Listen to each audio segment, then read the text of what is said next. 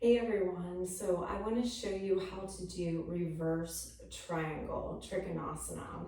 So what we're going to do is we're going to have our feet about 3 feet apart. You want if we're doing our right side first, our right heel is going to line up with the arch of our left foot, okay? So the most advanced version of this is we're going to take our left hand and we're going to place it to the outside of that right foot.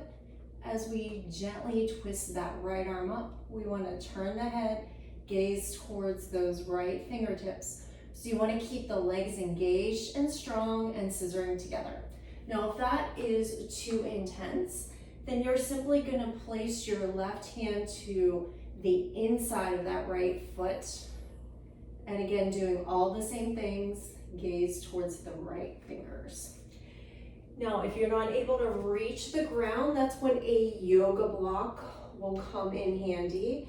And you can use whatever height of that block that you need. So you can do low, you can do a little bit higher, or at its highest point.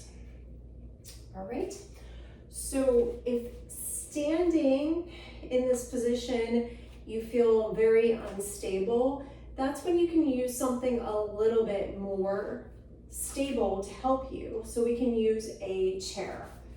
So we're simply going to place that left hand on the chair as we rotate that right arm up. Then we're going to feel a lot more stable. We still want to do all the same things, so really grounding down the feet and scissoring those legs together, okay? So if you have a hard time standing, then we can use the chair.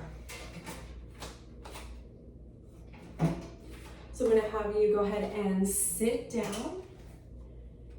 And from here, all I'm going to have you do is simply take your left tricep and twist. So you're looking over that right shoulder.